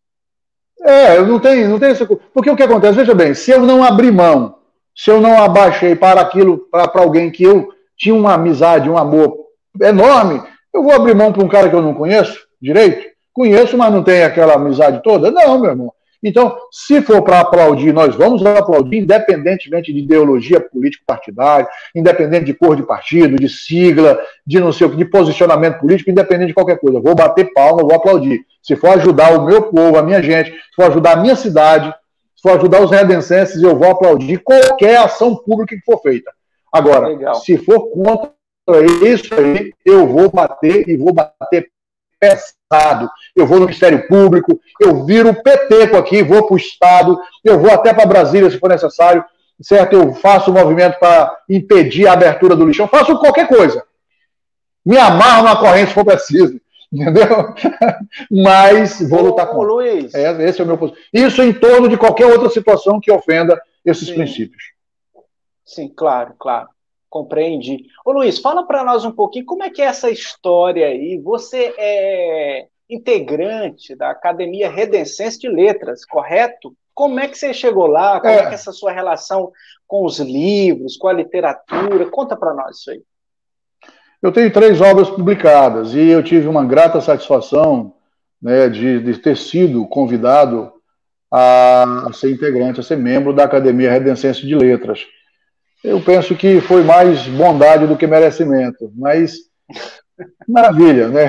De qualquer forma, eu tenho que agradecer demais ali os nossos confrades, né, os imortais ali da academia, da qual eu tenho um orgulho extraordinário. Eu penso que teria que ter políticas públicas, inclusive, para ajudar essa classe, para criar oportunizar a construção de uma sede, porque é muito importante, né? Você observe, por exemplo, eu sempre digo, fiz uma live, salvo engano, foi a última live que eu fiz até entrar em recesso, porque nós estamos em recesso agora, o Movimento da Redenção Queremos, e eu falei da categoria que eu sou apaixonado, de amor mesmo, ser apaixonado. Eu amo todas as categorias, mas 2 categorias, para mim, está acima da minha categoria e acima de todas elas. Número 1, professor. Professor, para mim, é algo que se tivesse que escolher uma categoria no mundo para eu colocar um tapete vermelho para ele passar, é o professor. Para mim, o professor, porque o maior cientista do mundo, qual foi a mão que ele passou? Na mão do professor. É verdade. O cara que inventou qualquer coisa, vamos imaginar uma coisa que revolucionou o mundo. Poxa, a vacina agora contra o coronavírus. Aonde iniciou o aprendizado dele? Na mão de um professor. Então, cara, o professor, para mim, é o cara. Para mim, é o herói. É o herói máximo, né? Ao invés da gente fazer filme de lampião, devia estar fazendo filme de professores. Mostrando que essa categoria é a mais importante do planeta. Não existe nada mais importante. Então, depois o policial. Porque é o cara que dá a sua vida em troca da minha. Existe mal policial? Existe. Mas não é a maioria. Né? Aí o cara que, você imagina, o cara que está disposto a morrer no meu lugar, eu conheço um que fez isso, Jesus Cristo. É muito sério. Depois nós temos outros aqui, não é brinquedo, aí nós temos outros aqui que também está disposto a morrer no meu lugar, cara. Quem é esse cara? É o policial. Vamos entender. Aí eu fiz na live e disse, olha, puxa, e as pessoas, os pais, alguns pais, que me perdoe, esse pai é despreparado, essa mãe é despreparada. Se você estiver bravo comigo, eu não estou importando com isso. Certo? Eu tenho a minha personalidade, eu não abro mão dela para ninguém. Então, eu não importo com isso, eu só quero que você me perdoe. Se você estiver bravo comigo, você está me assistindo. Me perdoe. Mas, se não perdoar, o pecado está sobre você. Se você fala, se você cria o seu filho, e agora eu vou falar para você, se você cria o seu filho, dizendo para ele, cuidado, se você fizer isso, o policial vai te pegar, e tal, cuidado com o policial. Você está errando, meu querido, minha querida. Porque o policial não é bandido. Existe policial bandido? Existe. Infelizmente existe. Deveria estar preso. Mas, num aspecto geral, numa forma geral, o policial é o nosso herói. Não é o super-homem, não é a Mulher Maravilha, não é o Batman, não. É o policial. Né? É o nosso herói. O professor é a nave, é o disco voador que nos leva a todos os lugares. E o policial é o nosso herói, é o cara que sabe que não tem a capa, não, mas ele é capaz de voar para te salvar. Então ele coloca a vida dele para te proteger, cara.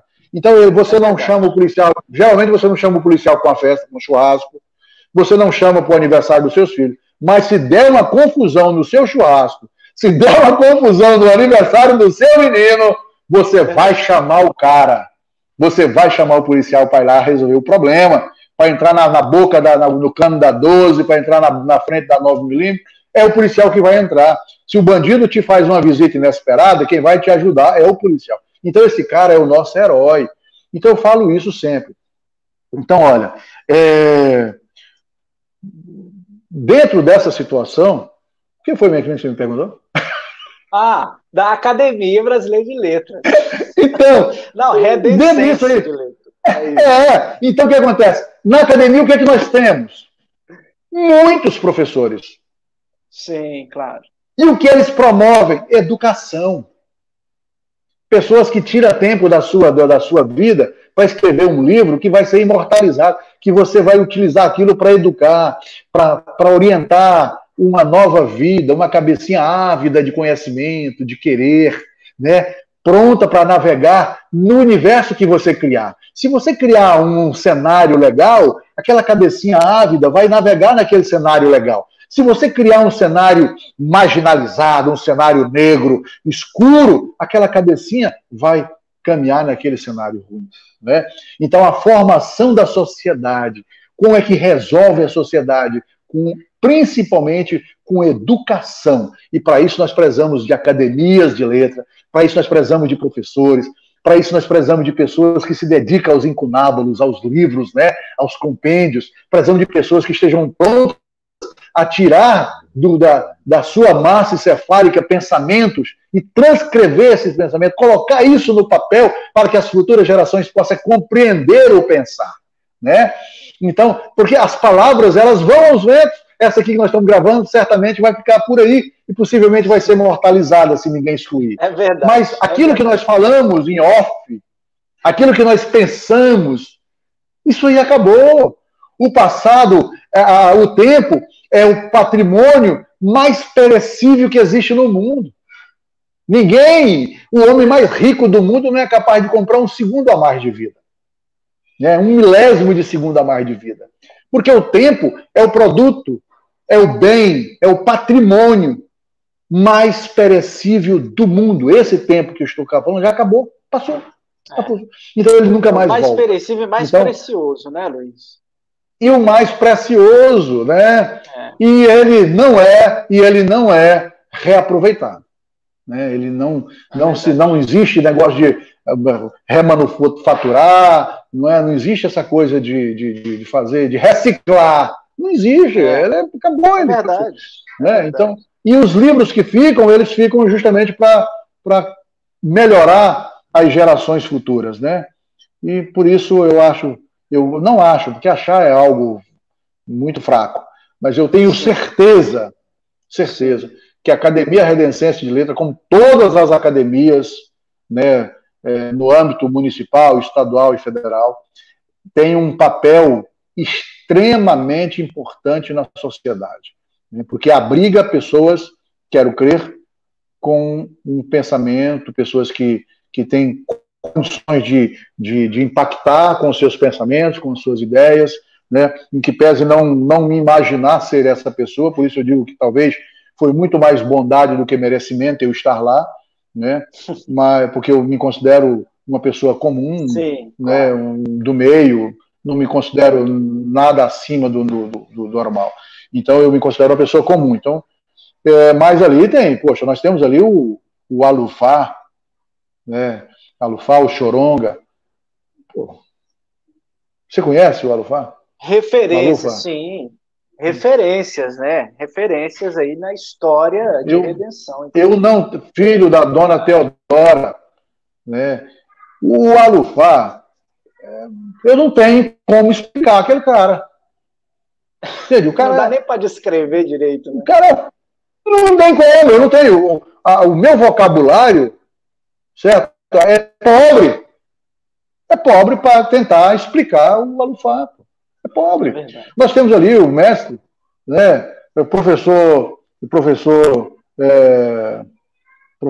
José.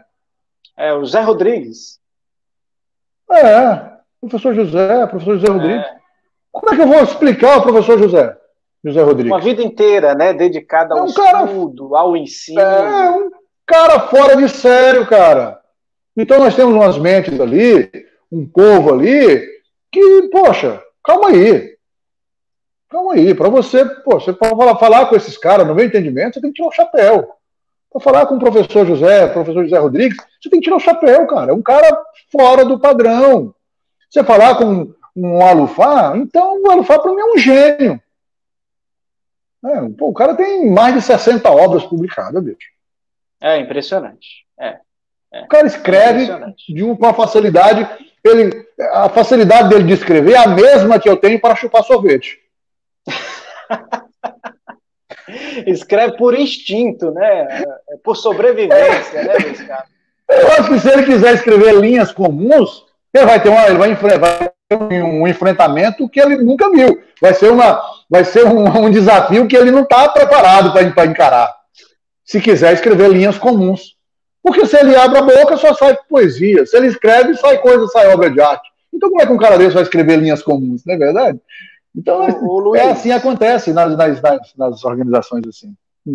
Ô Luiz, e vamos falar um pouco sobre também a questão da espiritualidade. Eu queria que você falasse um pouquinho para nós como é que é isso na sua vida, como é que se deu, aonde é que você encontrou, porque eu vi que você falou aí do sonho com a Mirva, com o seu outro filho, então, na verdade, essa espiritualidade pode ter se desenvolvida muito antes até de um contato religioso, né? Eu queria que você falasse para mim como é que se deu esse negócio aí na sua vida, como é que é isso? Assim, como você sabe, eu já falei aqui, eu cresci aqui na cidade de Redenção, né? E naquela época ninguém imaginava essa questão de religiosidade. Naquela época você pensava em trabalho, e trabalho e se defender das balas, entendeu? Não tinha esse negócio de o seu negócio eu sempre digo, eu sou um sobrevivente, você tinha que sobreviver. O cara que chegou aqui em 1972, criança, que cresceu dentro de botecos, como eu cresci, sim, misturado com peão no meio do mato, entendeu? Acompanhando os enfrentamentos dos mais diversos. Então, de família pobre, não é brinquedo não, engraxando na rua, fazendo... Então não é brinquedo não. Então, na verdade, eu sou um sobrevivente. E naquela ocasião, ninguém falava em negócio, porque eu era católico. Não tinha negócio de católico, de evangélico, não existia nada disso, não. Existia, lógico, mas o meu meio não praticava isso. O meu meio não praticava isso. Sim. O negócio era acordar de manhã, todo mundo, a galera ia trabalhar, e chegava cansado, e no final de tarde ia dormir, no final de semana ia assar um churrasco, tomar pinga e bater moda de viola. O negócio era esse, resumiu o negócio. E se defender quando tinha a vida ameaçada, e espalhava uma meia dúzia de tiro aqui, uma meia dúzia de tiro ali, e pronto, era isso que acontecia. Era um ambiente cara, muito foi assim árido, que eu cresci. muito ríspido, né? Era muito ácido, muito nervoso. Ácido, né? Verdade. Então, o que acontece? Depois, lógico, eu fui crescendo, então eu comecei a trabalhar e aí entra o Yahvé novamente. Eu conheci o Espiritismo através do Yahvé. Olha só. E frequentei a casa espírita. A iniciação espiritual, então, foi mais por essa linha no início. Foi por essa linha aí. Na verdade, a minha iniciação quase em todos os aspectos foi com o Yahvé ou com o Mauro. O Mauro era um funcionário que o Yahvé tinha, um cara que eu era apaixonado por ele, um cara que me ensinou muito, inclusive me deu muitos conselhos, foi um grande orientador meu, certo? Um cara que já faleceu num acidente de trânsito aí de Conceição para cá, que me fez muita falta. Então, era um grande orientador, um cara maravilhoso. Tinha os problemas dele, mas sabia dar a boa orientação. Depois foi se livrando dos problemas dele e aqueles conselhos que ele me dava acabou servindo para ele e virou um cara espetacular, fantástico. Então, o que acontece? Eu venho desse berço, sabe? Quando você vê na Bíblia, Paulo, crescido aos pés de Gamaliel, eu fui crescido aos pés desses mestres aí que me ensinaram muita coisa, né? O Avel, o Mauro, me ensinaram muita coisa. Porque eu era um menino sem conhecimento quase nenhum, né? Então, eu fui para o Espiritismo, aprendi o Espiritismo kardecista, né? Então, para você que não conhece o Espiritismo kardecista, não tem nada de magia negra, não tem nada de rituais, de galinha preta, de não sei o que, de vela, nada disso. É totalmente diferente, os encontros, e é interessante que você conheça, porque é importante conhecer todos os segmentos, é importante conhecer o budismo. E tal. Bom, depois, eu, por uma tendência, eu conheci alguns amigos e eu comecei a deixar crescer aqui uma Ramsatra, que é uma trancinha que se utilizava, e disse, eu me apelidava. Bom, aí eu achei interessante a religião Hare Krishna. Eu achei bacana esse nome, cara. Hare Krishna. Então eu vou estudar o Bhagavad Gita e vou ler os Vedas. E eu vou ser Hare Krishna. E eu achei bacana. Eu ia para Goiânia, ia para o templo Hare Krishna e recitava o mantra Hare Hare Hare Krishna, Hare Hare Hare Rama Rama Rama Hare Hare. Que louco, eu não sabia disso. E eu deixei a Ramsatra crescer e eu dizia que eu era Hare Krishna, né? E bacana, achava bacana, por uma questão de sei lá, de modismo, filosofia, né? Modismo também. De filosofia, de querer viajar, aquela mente, sabe, cheia de pensamentos e ideias. E aí eu, inclusive, não sei o quê, aí eu já pensei em escrever, comecei a escrever as primeiras coisas, porque eu tenho vários livros que não foram publicados ainda. Inclusive um que trata da Gênesis Apocalipse, que traz algumas teorias aí, malucas aí, que estabelece, inclusive, a terceira via da criação, né? Onde está o criacionismo que provém do barro, e Adão e Eva sendo os primeiros habitantes da Terra, e o pensamento darwinista da evolução das espécies. Eu trago um conceito número 3 que concilia esses dois pensamentos, e está isso já escrito num livro que eu fiz há, sei lá, uns 20 anos atrás, e que ainda não foi publicado. Então, assim, talvez, quem sabe, um dia eu possa até publicá-lo. Mas eu acho que impactaria muito e não tive coragem de publicá-lo. Eu admito. Então, assim, bom, aí depois eu achei que aquela coisa de Hare Krishnanismo era muito filosofal e acabei dizendo, poxa, não dá para mim, não. Então, quando eu estava em Redenção, eu acabava ficando nesse misto de ser espírita e ser Hare Krishna e aquela coisa e tal. E aí, mais no decorrer da minha vida, já com os meus... bom, eu tenho 50 hoje, eu acho que com os meus 30 anos por aí, um pouco menos, acho que uns 30 anos, eu conheci, assim, de frequentar, de ir, de ver e tal, a religião evangélica, né? E eu tive, assim, bom, eu tinha tido contatos, que eu acredito ser contato com o Espírito Santo, porque eu me sentia, assim, como um poder enorme. Porque eu sempre tive, assim, na minha cabeça, que em qualquer lugar que eu estivesse, eu sempre fui apaixonado por Jesus Cristo. Eu conhecia a história e era apaixonado. Então eu pensava, cara, e foi por isso que eu não fiquei no Hare Krishnanismo, porque não tinha a figura de Jesus Cristo lá. Então eu achei meio estranho aquele negócio, sabe? Eu falei, poxa, mas peraí, velho. Esse cara aqui, o Krishna, é um cara legal, ele faz coisas, mas é uma viagem muito maluca. Para eu ficar bacana aqui com a minha Ramsatra e com as menininhas, até que é legal. Mas dentro de um pensamento realmente espiritual, parece que tem alguma coisa que não bate. Está faltando alguma coisa aqui, né? Está faltando alguma coisa. E aí não deu para permanecer ali. Aí Sim. eu preferi buscar alguma coisa que pudesse colocar Cristo como cenário, né, cara, ali dentro como ator principal. E aí eu achei isso na religião evangélica, onde eu percebi que aqueles contatos esporádicos que eu tinha, daquela sensação, aquela coisa de crescimento, aquela coisa que você dá aquele misto de querer chorar, e querer rir, e querer pular, e querer voar, e querer falar alto, e querer chorar e pensar, aquilo ali eu podia sentir com mais frequência. E foi isso que me apaixonou.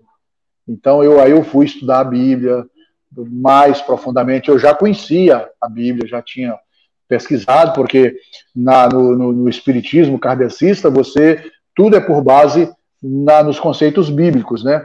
Também pega o carregador, por favor. Então eu já conhecia a Bíblia não tão profundamente. E aí eu fui realmente estudar mesmo, e de capa a capa, e inclusive o enderecinho da editora, e fui lendo e pesquisando, e etc e tal. E fui me apaixonando, e percebendo que mesmo com as filosofias, mesmo com as histórias, assim, que pareciam histórias... eu acho que não tem energia aí. Mesmo, vai ter que pegar uma extensão e colocar ali, tá? A bateria tá indo, e eu estou ajeitando aqui para a gente colocar uma... Então, assim, me parecia ser mais alguma coisa que eu pudesse acreditar mais. E disse, poxa, eu vou por aqui. E fui cada vez pesquisando mais, e fui, mesmo aquelas coisas que me pareciam um pouco de viagem muito maluca, eu comecei a perceber que existia um motivo, e fui entendendo que a ciência falava sobre aquilo. Naquela época, ainda a ciência entrava em muita discordância com a Bíblia. Hoje, essa discordância ela é quase que zero, né? Ainda existe, lógico, um viés de pensamento filosófico e acadêmico, científico, que ainda tenta contradizer, mas a cada dia isso acaba, né, por cá. E aquilo eu achei mais consistência. Eu disse, cara, eu vou por aqui. E acabei pesquisando e iniciando ser um pesquisador desse assunto. Sim. E dentro desse contexto de espiritualidade, me responda a seguinte questão. Você acha que uma espiritualidade bem definida influencia positivamente a vida de uma pessoa? Como é que você vê isso? Eu não acho. Eu tenho certeza. Olha, bom, o que acontece? Primeiro, digamos assim, o esporte, por exemplo, me livrou de um caminho escuro, de um caminho ruim, de bebida, de droga. O esporte me fez, porque eu não conhecia a religião. O esporte me tirou desse caminho ruim. Depois do esporte, como eu seguia não conhecendo a religião, pessoas, exemplos, me tiraram de muita coisa ruim, porque naquela época tinha muitos pistoleiros, muita coisa terrível. Então, sabe, era a época do não levar desaforo para casa, e a honra se lava com sangue, e eu cresci nesse universo. E exemplos, pessoas do bem, me tiraram de seguir num caminho desse nível aí. Mas o caminho mais forte que me levou a desviar de muitos problemas, né, foi justamente a espiritualidade. Foi justamente entender que aquilo que a gente planta, nós vamos colher. Não adianta eu querer comer um fruto legal, sendo que eu estou plantando uma fruta, uma semente ruim, né? Então, eu entender que o meu futuro verdadeiro, porque o meu futuro não é esse presente, não é o estar aqui na Terra, mas o que vai transcender, o que vai acontecer posteriormente a isso, né? É lá na minha morada permanente, onde eu vou realmente estar com o meu Salvador, com o meu Criador. Então, onde eu vou estar, né? É o que eu estou plantando, que alimento eu estou colocando nas minhas entranhas, a fim de que eu possa sobreviver à custa desse alimento no futuro. Sim. Então, isso é que verdadeiramente me fez desviar de muitas coisas já no meu tempo de maturidade, né, onde eu poderia, de repente, agora entrar em embrulhadas, aceitar caminhos escusos, aceitar, né, coisas que traz mais facilidade, que a Bíblia deixa claro para nós que são os caminhos largos, né, mas você preferir caminhar num caminho estreito, consciente, do que caminhar num caminho largo, sem entender muito claramente os percalços que vai ter esse caminho largo, mas sabendo exatamente aonde esse caminho largo vai te levar. Então, esse quesito espiritualidade, buscar, enfim, não, se você, independente da religião que você pratique, mas se ela é uma religião que tem Jesus Cristo no centro dela, que acredita em Deus, que acredita no Espírito Santo, que consegue te transmitir o conceito de que é apenas esses três, e que esses três é apenas um, e que depois deles ou antes dele não existe mais ninguém, e que você consegue se manter firme nisso, você está de parabéns. É isso que a Bíblia me apresenta. Eu não sou um cientista dos evangelhos, não me considero um grande pesquisador, não me considero um teólogo, tal, nada. Eu sou apenas um cara que leu a Bíblia algumas vezes e que tem um conceito do que está escrito aqui no grande livro. Então, com base nesta minha pequenez, neste meu saber que estou muito aquém de muitos que estão nos assistindo agora, quer dizer, e que sou muito menor, né, do que muitos que estão nos assistindo, que eu não sou o cara mais próprio, mais preparado para dar esse conselho. Talvez eu esteja dando um conselho, pingando uma gotinha num oceano, mas essa gotinha que eu represento, eu quero dizer que se você tem o conceito de que Deus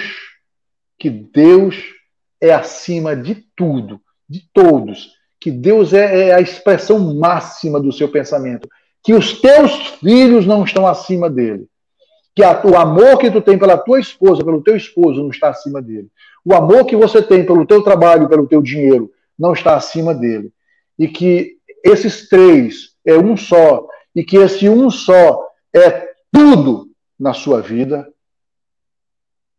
fechou. A sigla não interessa. Que maravilha. A sigla não interessa. Ô, Luiz, que maravilha te ouvir, cara. Te ouvir. Já a gente consegue identificar em você, com essas palavras, uma sinceridade, uma transparência, e que de verdade isso... eu vi uma vez um pregador falando que o evangelho, quando encontra um coração, é como se fosse uma carreta atropelando uma pessoa.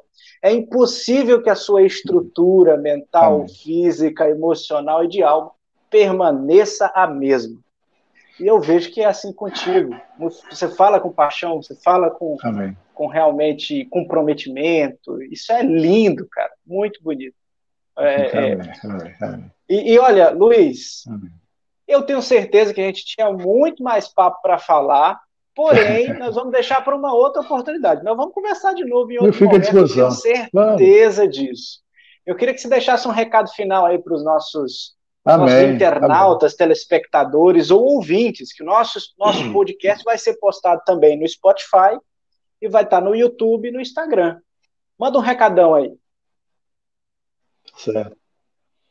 Então, eu quero agradecer, antes de tudo, ao meu Criador, porque sem a permissão divina, sem que Deus tivesse permitido, eu não conseguiria nem respirar, né? Eu não tenho controle da minha vida. Então, eu quero dar todas as honras, todo o crédito a Ele. E quero te agradecer, Diego, por acreditar, por me convidar, me senti extremamente honrado. Lógico, acredito que não sou merecedor de tanta honraria, mas pela misericórdia eu aceito. E quero te agradecer por me convidar, quero agradecer e parabenizar os seus seguidores por estar seguindo você, que é uma pessoa que eu acredito que tem um caráter admirável, respeitável, eles estão seguindo e quero dizer que estão fazendo certo em estar seguindo você, né?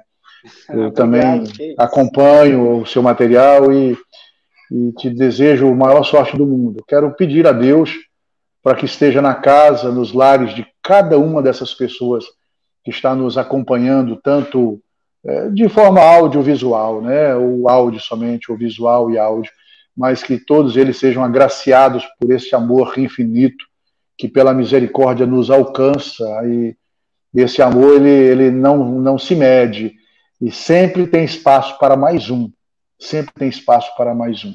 Então que ele possa abençoar ricamente vocês, porque a promessa dele é essa bênção sobre as nossas vidas. Se você estiver praticando o certo e dentro de um padrão correto, você não se preocupe, porque a Bíblia diz que a bênção te alcança. Então eu peço a Deus para que essas bênçãos possam alcançar você neste momento, nesta hora.